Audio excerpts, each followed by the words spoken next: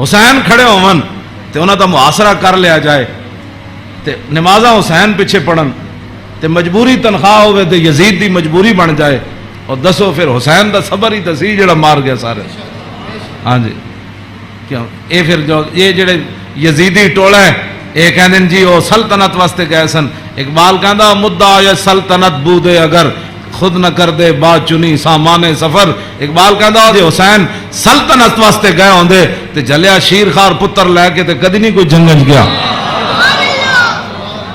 ہاں جی تا قیامت کتے استبداد کر اور موج خونے او چمن آباد کر. اقبال کہندا اے تے حسین ابن علی دا ہی کام سی تا قیامت ظالمہ دا پنجا توڑ گئے. ہاں جی پوری سلطنت ایک طرف کھڑی ہوئے تے حسین کلے بھی انہاں دا پنجا توڑ دیں دیں. ہاں جی اقبال کہندا تا قیامت کتے استبداد کر اور خون موج او چمن آباد کر. تو اقبال کہندا تینوں پتہ ہے اس کھیت نو تے اس چمن نو خون کون دے کے آباد کر گیا قیامت تک. اقبال کہندا وہ حسین ابن علی کر گیا قیامت تک. امام علی مقام نے طے بند بانا ہوا تھا اور آپ نے اوپر چادر اوڑھی ہوئی تھی تو نماز پڑھانے کے لیے تشریف لائے. جب تکبیر تحریمہ ہو چکی تو امام علی مقام نے غور بن یزید کو فرمایا کہ اگر تو چاہتا ہے کہ ہمارے ساتھ نماز پڑھے تو تجھے حسین روکتا نہیں ہے, نماز پڑھ لے میرے ساتھ, اور اگر تو حسین کو چھوڑ کر دوسرے جگہ جا کر نماز پڑھنا چاہتا ہے تو جا کر نماز پڑھ لے. تو اس نے کہا نہیں, نماز تو میں آپ کے ساتھ پڑھوں گا لیکن معاملہ یزید کے ساتھ ہی رکھوں گا. یہ ہے وہ بات جو میں کرنے لگا ہوں. اس نے کہا نماز میں آپ کے ساتھ پڑھوں گا لیکن میں ملازم یزید کا ہوں. اس نے امام علی مقام کے پیچھے نماز پڑھی اور نماز پڑھنے کے بعد پھر وہ امام صاحب فرمایا کہ میں یہ تمہارے خطوط ہیں. آپ نے دو بڑے بڑے تھیلے جو ہے وہ اپنے غلام کو فرمایا کہ لاؤ, یہ میرا راستہ روک رہے, تو یہ تو تمہارے لکھے ہوئے خطوط ہیں جن خطوط کی وجہ سے میں آیا. آپ نے ان کے سامنے یہ خط جب رکھے تو وہ کہنے لگا کہ یہ بات آپ کی ٹھیک ہے, یہ خطوط آپ کے پاس آئے ہیں. فنشرا بین یدیہم, پورے لشکر کے سامنے آپ نے وہ خط ایسے رکھے, فرمایا یہ دیکھو تمہارے خط ہیں. قال الحر فإنا لسنا من هؤلاء الذين كتبوا إليك.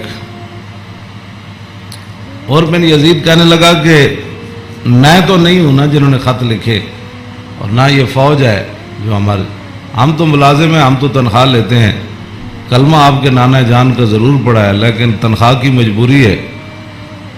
ہم آپ کو اگلی بات جو اس نے کہی, اس نے کہا کہ ہماری مجبوری یہ ہے کہ وَقَدْ أُمِرْنَا إِذَا نَحْنُ لَقِينَاكَ أَلَّا نُفَارِقَ حَتَّى نُقَدِّمَكَ عَلَى عُبَيْدِ اللَّهِ بْنِ زِيَادٍ. وہ کہنے لگا کہ ہماری یہ ڈیوٹی لگی ہے کہ ہم اس وقت تک آپ کو گھیرے میں رکھیں گے جب تک آپ کوفے جا کر ابن زیاد کے ہاتھ پر بیعت نہیں کر لیتے. ہم یعنی محاصرہ کر لیا نا, اس کا معنی یہ ہے انہوں نے آپ کو گھیرے میں لے لیا امام علی مقام کو. تو وہ کہنے لگا کہ ہم آگے جو بات کی نا, قال له الحسین اذن واللہ لا اتبعک. امام علی مقام فرماندے جی تو مینوں انج کرنا ہے نا بھائی, تو ابن زیاد کو لے جانا ہے تو حسین تیرے نال کدی نہیں جائے گا.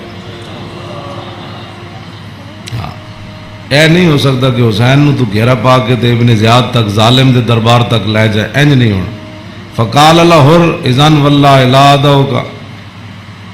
امام علی مقام بھی قسم چکی تے ملازمت کتنی عجیب چیز ہوندی. وہ اور بھی کہنے لگا واللہ میں تو آنو چھڑنا پھر کوئی نہیں, تسی نال جانا پینا.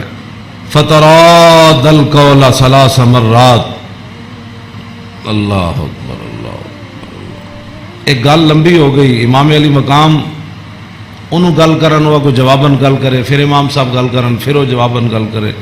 جب گل لمبی ہوئی وہ کہنے لگا سانو یہ تو حکم نہیں اسی تہاڈے نال لڑیے, لیکن اے حکم ضرور ہے کہ اسی تانوں اپنے گھیرے چوں چھڈ نہیں سکتے, تانوں مدینہ پاک بھی واپس نہیں جان دینا تے تانوں کوفے وچ جانا پینا. امام علی مقام نے جو اس کو بات فرمائی, فرمایا تو یاد رکھ حسین جان تے دے سکتا لیکن ابن زیاد دے دربار وچ نہیں جا سکتا. وہ جگہ جو تھی نا وہ بیضا تھی. پھر وہ چلتے چلتے آپ کربلا میں آئے، جہاں یہ اس نے جا کر روکا اس جگہ کا نام بیضا ہے. عقبہ بن ابل ایزار یہ بات کے راوی ہیں، کہتے ہیں ان الحسین خطب اصحابہ و اصحاب الحر بالبیضۃ. امام علی مقام نے بیضا کے مقام پر اپنے ساتھیوں کو اور حر بن یزید کے ساتھیوں کو خطبہ دیا. وہ خطبہ سنو. فحمد اللہ واسنا علیہ، آپ نے اللہ کی تعریف بیان کی، اس کی حمد و ثنا کی. ثم قال ایھا الناس ان رسول اللہ صلی اللہ تعالی علیہ وسلم قال مر سلطانا جائرا مستحلا لحرم اللہ ناقصا لعهد اللہ مخالفا لسنت رسول اللہ يعمل في عباد الله بالاسم والعدوان فلم يغير عليه بفعل ولا قول كان حقا على الله يدخله مدخلا الا وان هؤلاء قد لزموا طاعة الشيطان وتركوا طاعة الرحمن واظهروا الفساد وعطلوا الحدود واستاثروا بالفحش وحلوا حرام الله وحرموا حلالا وانا حق من غير قد اتتنی کتبکم وقدمت علی رسلکم ببیعتکم انکم لا تسلمونی ولا تخذلونی فإن تممتم علی بیعتکم تصیبوا رشدکم. فانا الحسین ابن علی وابن فاطمة بنت رسول اللہ صلی اللہ تعالی علیہ وسلم نفسی ما انفسکم وآلی ما علیکم فلکم فی عصبۃ وإن لم تفعلوا ونقضتم عہدکم وخلعتم بیعتی من اعناقکم فالامری ما ہی لکم بنکر لقد فعلتموها بأبی واخی وابن عمی مسلم والغرور من اغتر بکم فحظکم اخطأتم ونصیبکم ضیعتم ومن نکس فإنما ينکس علی نفسی وسیغنی اللہ عنکم والسلام علیکم ورحمۃ اللہ وبرکاتہ. اے وجہ جدی وجہ تو امام علی مقام کربلا وچ تشریف لے گئے. آپ نے خطبہ دیتا، لیکن چلو اتنی گل تے ہے بھائی ہور نے تے دی فوج نے آپ دا خطبہ سنیا تے صحیح نہ جی. اے نہیں کیا بھائی تواڈے گل کرن تے بھی پابندی. امام علی مقام نو نہ روکیا ضرور ہے لیکن گل کرن تے پابندی نہیں لائی. آپ نے فرمایا سنو، میں نے اپنے آقا و مولا کو فرماتے ہوئے کیا سنا. آپ نے فرمایا جس آدمی نے ظالم بادشاہ کا زمانہ پایا، ایسا ظالم مستحلا لحرم اللہ جو اللہ کی حرام کردہ چیزوں کو حلال قرار دیتا ہو، ناقصا لعہد اللہ اور اللہ کے عہد و پیمان، کلمہ پڑھنے کے بعد جو اس نے عہد و پیمان باندھے تھے ان کو اس نے توڑ دیا ہو، مخالفا لسنت رسول اللہ اور رسول اللہ کے طریقے کا وہ مخالف بن گیا ہو، اور یعمل فی عباد اللہ بالاسم والعدوان اور اپنی رعایا کے اندر گناہ اور ظلم اور زیادتی کو رواج دے رہا ہو. آگے کیا فرمایا؟ فرمایا میں نے اپنے نانا جان سے سنا فلم یغیر علیہ بفعل ولا قول، اور اس وقت آدمی جو طاقت رکھتا ہو وہ اپنے ہاتھ کے ذریعے اور اپنی زبان کے ذریعے اس ظالم کا اس نے راستہ نہ روکا اور وہ خاموش بن کے حالات کے مطابق اپنی زندگی بسر کرتا رہا. تو فرمایا میرے نانا جان نے فرمایا کان حقا علی اللہ، اللہ رب العالمین اس بات پر قادر ہے کہ وہ اس ظالم کے ساتھ خاموش رہنے والوں کو بھی سزا دے دے. یہ آپ نے بات، اس وجہ تو آئے آپ امام علی مقام.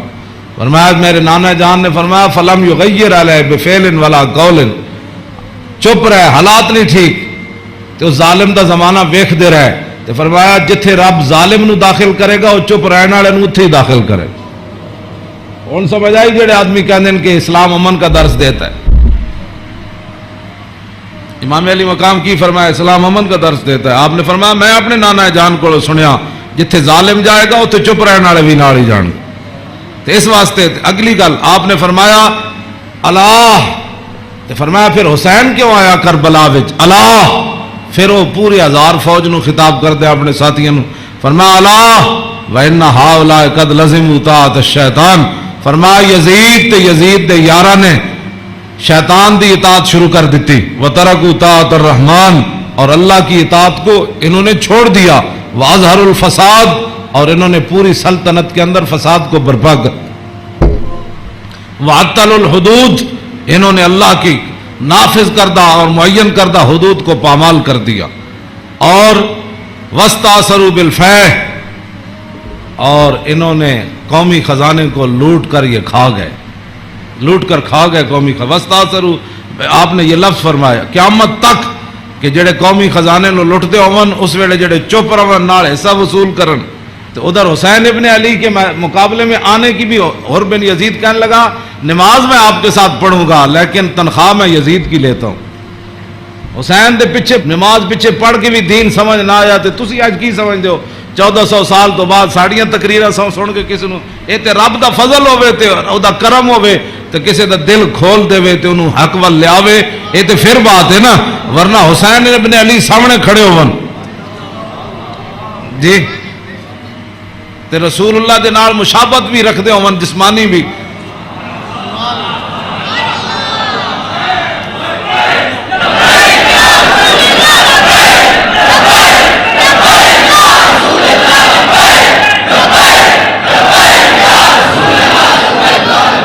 توجہ،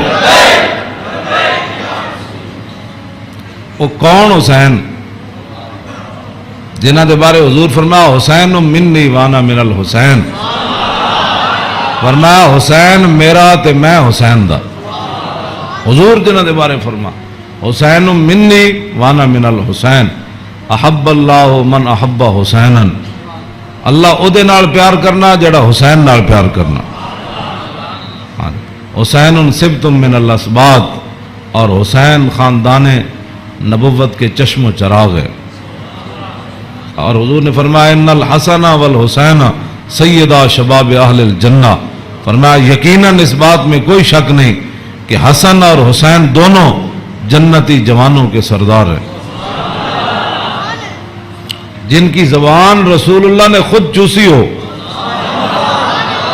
اور جن کو منبر پر بیٹھ کر حضور نے حسن اور حسین کو آتے ہوئے دیکھا اور وہ لڑکھڑا کر آ رہے تو حضور نے خطبہ چھوڑ کر دونوں شہزادوں کو اٹھا لیا ہو، جن کی یہ شانیں ہوں، ان کے پیچھے نماز پڑھ کر بھی کوئی دین کو نہ سمجھے اور پھر جا کر ڈیوٹی پر کھڑا ہو جائے حسین کو روکنے کے لیے۔ بس یہ بات ہمیشہ میں یہ کرتا ہوں، خدا کا وہ شکر ادا کرے کہ جس کے دل کے اندر حضور کی محبت، حضور کے صحابہ کی محبت، حضور کے اہل بیت کی محبت اور دین کا درد موجود ہو، اور وہ زندگی میں اگر مگر نہ کرے اور کبھی بھی وہ نفسانیت اور حالات کے مطابق نہ چلے، جب بھی کوئی وقت آئے تو کہے او چھوڑو یار مر ہی جاؤں جو اس در سے جاؤں 2 قدم، کیا بچے بیمار غم قرب مسیحا چھوڑ کر۔ تو یہ بات لوگ کہتے ہیں جی او فلاں نہیں مانتا، فلاں نہیں مانتا، او جی فلاں بندہ نہیں مانتا، تو بتاؤ حسین سامنے کھڑے ہوں گفتگو ایسی فرما رہے ہوں، ہاں جی، اور حسین ابن علی کی زبان سے اپنے ایک تو میں صدیوں کے بعد حدیث پڑھوں تو آپ میرے پڑھتے ہوئے ہی آپ اشش کر اٹھے، کیا میں پڑھ دیں وہ لمبی حدیث توجہ جیڑی امام حسین کو مروی کیوں جی، ہاں امام حسین تے تسی ویسے اشش کر اٹھنا ہے تے دسو یہ تنخواہ دی کتنی مجبوری ہوندی، یہ حکمرانہ دیا ملازمت دی انہاں دی جناب تعلقات دی کتنی مجبوری ہوندی کہ حسین اپنی زبان نے جو حدیث بیان کر رہے ہوں تے سامنے 1000 بندے نو حدیث سمجھ نہ آوے۔ پورا خطبہ آپ نے دیتا نا، آپ نے یہ تو نہیں فرمایا میں یہ کہنا، فرمایا میں اپنے نانا جان نو فرماندے ہوئے اے سنیا تے پھر بھی 1000 بندے وچوں کسی نو سمجھ نہ آوے اور پھر بھی وہ امام علی مقام دا راستہ روک کے کھڑے ہو جان۔ جدو امام علی مقام چلے تے آپ نے فرمایا بھائی کی مسئلہ ہے؟ انہوں نے کہا جناب تسی ہن دائیں بائیں نہیں جا سکتے، ہن اسی محاصرہ تہاڈا کر لیا، ہن تانوں ابن زیاد کو جانا پینا۔ ہاں جی، یہ میں بہت ساری گلاں حذف کردا وچوں تاکہ تہاڈے ذہن دے مطابق گلاں کراں، میں وہ تو جگر پھٹتا ہے جڑیاں گلاں وچ لکھی ہوئی ہیں، ہاں لیکن میں وہ صرف اتنا ہی گل کرنا جتنا تہاڈا ذہن قبول کرے۔ ہاں کلم الناس علی قدر عقولہم، جیو جی مخلوق بیٹھی ہوئے ادنا گل، یہ علماء دی امانتاں بہت سارے علم جڑے اسی تواڈے سامنے ظاہر نہیں کرتے، اے نہ ہوے تساں دین تو چلے جاؤ۔ حسین کھڑے ہون تے انہاں دا محاصرہ کر لیا جائے تے نمازاں حسین پیچھے پڑھن تے مجبوری تنخواہ ہوے تے یزید دی مجبوری بن جائے، اور دسو پھر حسین دا صبر ہی تسی جڑا مار گیا سارے۔ ہاں جی کیوں یہ پھر جو یہ جڑے یزیدی ٹولے یہ کہندے جی وہ سلطنت واسطے گئے سن. اقبال کہندا مدعا یا سلطنت بودے اگر خود نہ کر دے با چنی سامان سفر. اقبال کہندا جی حسین سلطنت واسطے گئے ہوندے تے جلیا شیر خار پتر لے کے تے کدی نہیں کوئی جنگج گیا. ہاں جی تا قیامت کتے استبداد کر اور موج خونے او چمن آباد کر. اقبال کہندا اے تے حسین ابن علی دا ہی کام سی تا قیامت ظالمہ دا پنجا توڑ گئے. ہاں جی پوری سلطنت ایک طرف کھڑی ہوئے تے حسین کلے بھی انہاں دا پنجا توڑ دیں دیں. ہاں جی اقبال کہندا تا قیامت کتے استبداد کر اور خونے موج او چمن آباد کر. تو اقبال کہندا تینوں پتہ ہے اس کھیت نو تے اس چمن نو خون کون دے کے آباد کر گیا قیامت تک؟ اقبال کہندا وہ حسین ابن علی کر گیا قیامت تک.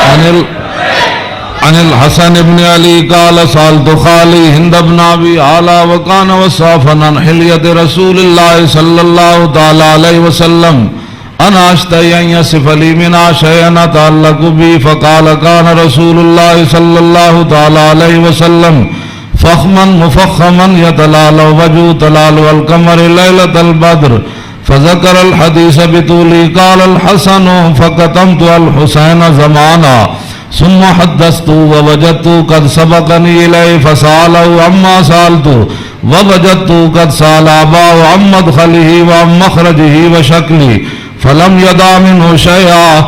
قال الحسين سألت أبي عن دخول رسول الله صلى الله تعالى عليه وسلم فقال كان إذا أوى إلى منزله جزا دخوله ثلاثة أجزاء جزءا لله عز وجل وجزءا لآله وجزءا لنفسه ثم جزا جزء بينه وبين الناس فيرد ذلك بالخاصة على العامة ولا يدخر عنهم شيئا. وكان من سيرته في جزء الأمة إيثار أهل الفضل بإذنه وقسموا على قدر فضلهم في الدين فمنهم ذو الحاجة ومنهم ذو الحاجتين ومنهم ذو الحوائج فيتشاغل بهم ويشغلهم فيما يصلحهم والأمة من مسألتهم عنه وإخبارهم بالذي ينبغي لهم ويقول ليبلغ الشاهد منكم الغائب وأبلغوني حاجة من لا يستطيع إبلاغها فإنه من أبلغ سلطانا حاجة من لا يستطيع إبلاغها ثبت الله قدميه يوم القيامة لا يذكر عنده إلا ذلك ولا يقبل من أحد غيره يدخلون روادا ولا يفترقون إلا عن زواج ويخرجون أدلة يعني على الخير. قال فسألت عن مخرجه كيف كان يصنع فيه؟ قال كان رسول الله صلى الله تعالى عليه وسلم يخزن لسانه إلا فيما يعنيه ويؤلفهم ولا ينفرهم ويكرم كريم كل قوم ويوليه عليهم ويحذر الناس ويحترس منهم من غير أن يتبي على أحد منه بشره وخلقه ويتفقد أصحابه وسأل الناس عما في الناس ويحسن الحسن ويقبيه ويقبح القبيح ويبهيه معتدل الأمر غير مختلف فيه لا يغفل مخافة أن يغفلوا أو يملوا لكل حال عنده عتاد لا يقصر عن الحق ولا يجاوز الذين يلونه من الناس خيارهم أفضلهم عنده أعمهم نصية وأعظمهم عنده منزلة أحسنهم مواساة ومبازرة. قال فسألت عن مجلسي قال كان رسول الله صلى الله تعالى عليه وسلم لا يقوم ولا يجلس إلا على ذكر وإذا انتهى إلى قوم جلس حيث ينتهي المجلس ويأمر بذلك يعطي كل جلسائه بنصيبه لا يحسب جليسه أن أحدا أكرم عليه منه من جالسه وفاوضه في حاجة صابرا حتى يكون هو المنصرف عنه وسأله حاجة فلم يرده إلا بها أو بميسور من القول قد وسع الناس بسطه وخلقه فصار لهم أبا فصاروا عنده في الحق سواء مجلس مجلس علم وحیاء وصبر وامانت لا ترفع فيه الاصوات ولا تبن فيه الحرم ولا تنسى فلتات متعادلين يتفاضلون فيه بالتقوى متواضعين يوقرون فيه الكبير ويرحمون فيه الصغير ويؤثرون ذا الحاجة ويحفظون الغریب. امام حسن فرماتے ہیں میں اپنے مامو جان کو ہند ابن ابی آلہ کو پوچھا، وہ حضور دا حلیہ مبارک بیان کرتے سن، تو میں انہوں کو سوال کیتا کہ میں نے بھی کوئی شاید دسو کہ میرے نانا جان دا حلیہ مبارک کی ہو جیسی، میرے نانا جان دی مبارک اکھاں کی ہو جی سن، حضور دیاں پلکاں کی ہو جی سن، حضور دی پیشانی مبارک کی ہو جیسی، حضور دا سر اقدس کی ہو جیسی، حضور دے مبارک ہاتھ کے ہو جیسن، حضور دیاں کلائیاں کے ہو جیسن، حضور دے کندھے مبارک کے ہو جیسن، حضور دا سینہ کے ہو جیسی، رسول اللہ صلی اللہ علیہ وسلم دیاں زلفاں کے ہو جیسن، حضور دی مانگ کے ہو جیسی، رسول اللہ دی پاؤں مبارک کے ہو جیسن، حضور چل دے کے میں سن، حضور مسکراندے کے میں سن، حضور کسے وال توجہ کے میں فرما دے سن، حضور گفتگو کے ہو جی کر دے سن. کہندے نے میں اپنے مامو جان کو ساریاں گلاں پوچھیاں تے فقطمت قال الحسن فقطمت الحسین زمانہ. امام حسن فرماندے میں یہ حدیث چھپا کے رکھی، میں پوچھتے لئی سی لیکن میں یہ حدیث چھپا کے رکھی حسین کو. کوئی موقع آئے گا تو میں کہاں گا بھائی جان یہ تو انہوں پتہ ہے ساڑھے نانا جان دے ابرو کی ہو جائے سن. کہنے میں بڑا عرصہ چھپائی رکھی تے جدو میں حسین نو حدیث بیان کرن لگا تے قد وجدتو قد سبقنی الیہ فسالو اما سالتو. کہنے لگے میں حیران ہو گیا. امام حسن فرماندے میں حیران ہو گیا کہ جیڑی گل میں بعد وچ پوچھی سی حسین اپنے ماموں کو پہلے پوچھ چکے سن.